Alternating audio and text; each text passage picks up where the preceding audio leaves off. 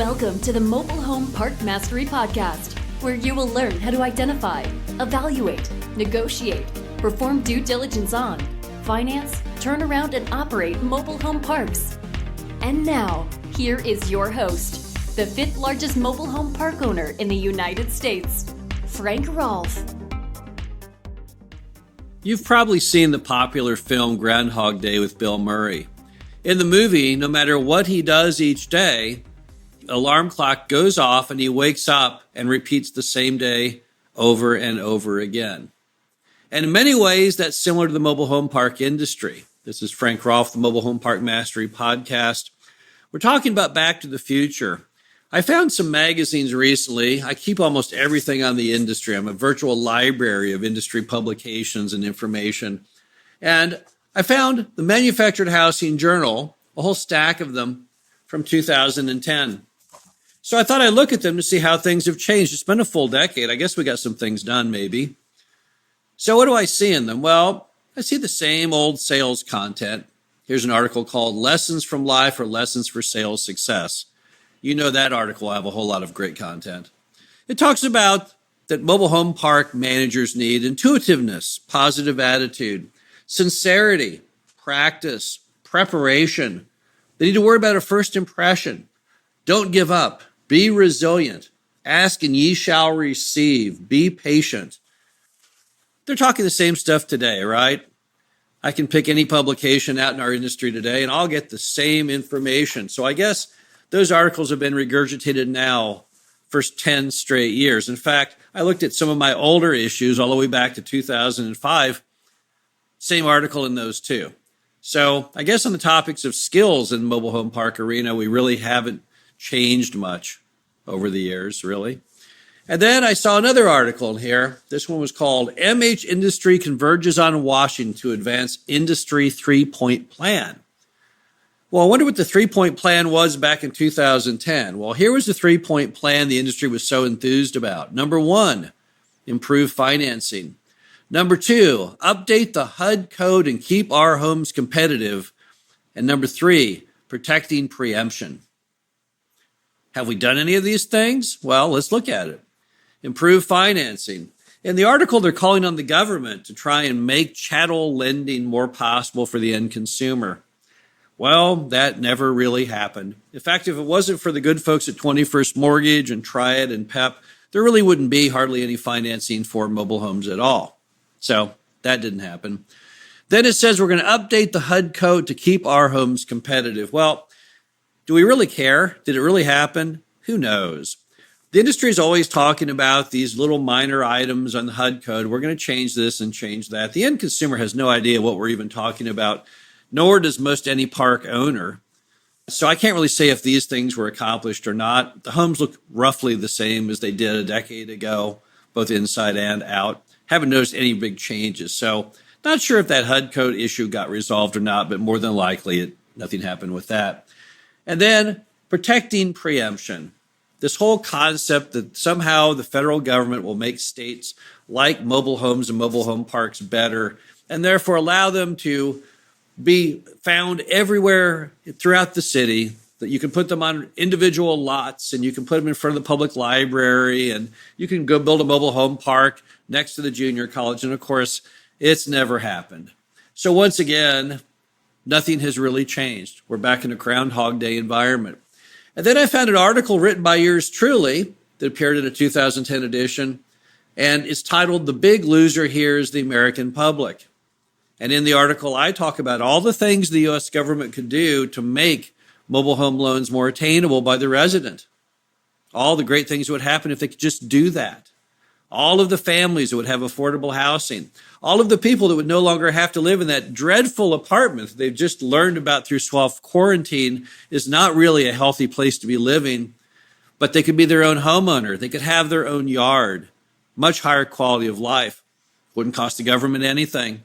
Many people on Section 8 could get off Section 8 because now they could actually own a mobile home and ultimately pay for it and then only pay lot rent, and they would no longer need the subsidy.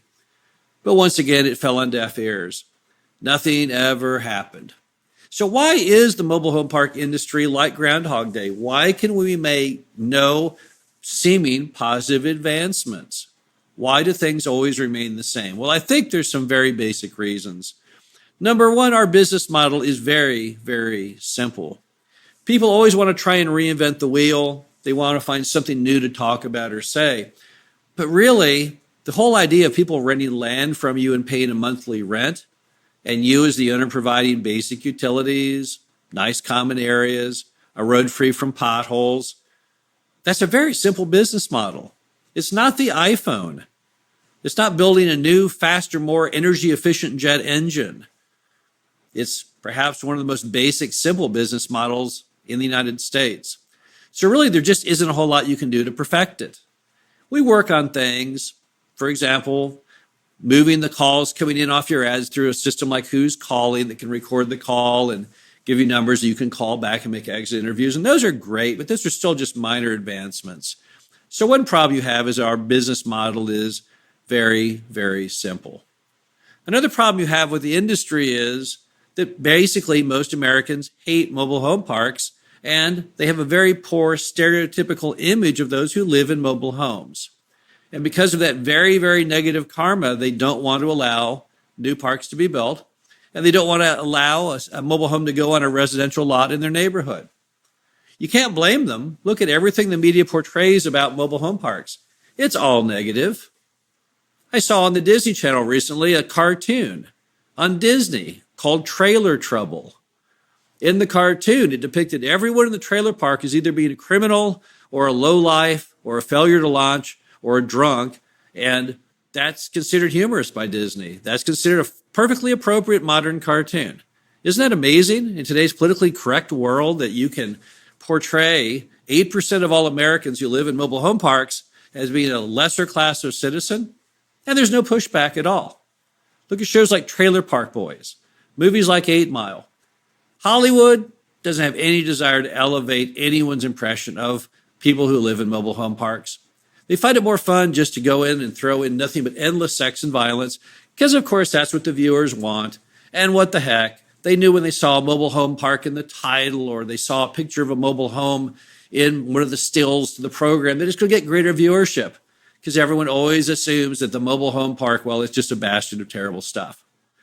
So in many ways, there's really no way to move the needle. You're never going to get people in cities, city hall, state government to ever really push for more mobile homes and more mobile home parks, or even a positive attitude on the industry.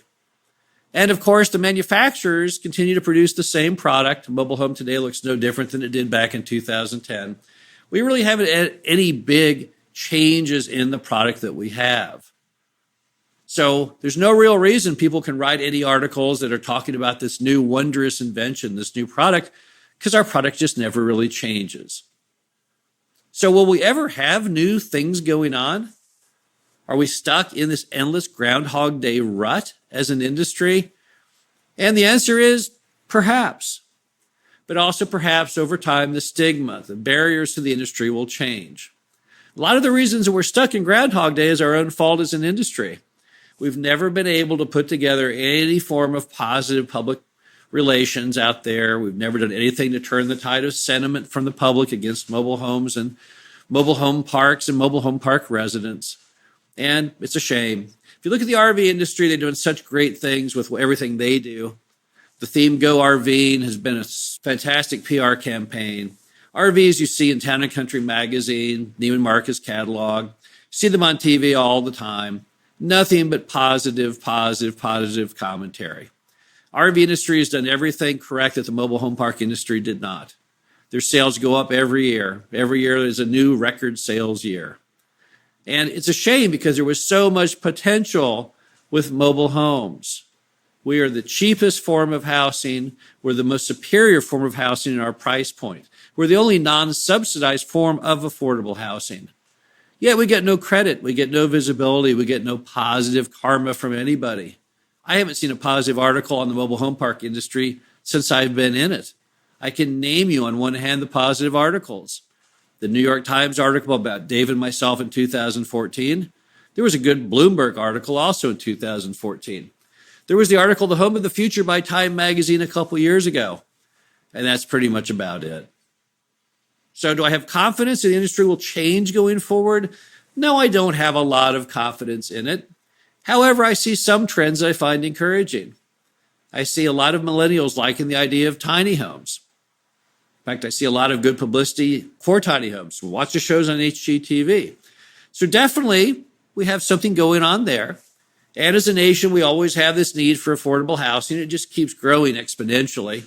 So I know people will never lose interest in the product that we do. And every mobile home park I drive by nationwide looks a little better than it did the last time I was there, as a lot of these older properties are purchased from old moms and pops and brought back to life. So really, if you were to map out the general direction, it's definitely up. But it's not up in such a big manner that we can spot the changes. Now, if I go back in my stack of magazines back into the 90s, I can see a real change. Back in the 90s, you just had some new entrants of renown. Sam Zell jumping into business. Even in the early 2000s, you had Jim Clayton passing the baton to Warren Buffett. Lots of big things. So perhaps our industry, to really get a historical feel, you can't go back 10 years, maybe you got to go back 20, 30 years to really see the changes. But they're very slow indeed. This is Frank Rolfe, the Mobile Home Park Mastery Podcast, just saying that perhaps all of us should put a little more thought into how we can move the needle on the industry.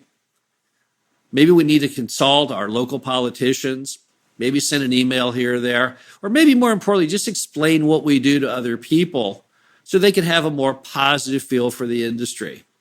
Recently, I had to go out and film a few minutes of video in one of our properties. I needed someone to act as a cameraman, so I took someone from my small town out with me to hold the camera. They had never really been in a mobile home park before. They had just the most terrible negative stigma of it prior to going out there with me. And then as we returned, they said, wow, that was very interesting. That was way nicer than I expected. Those mobile homes were actually pretty decent. The mobile home park itself wasn't too bad.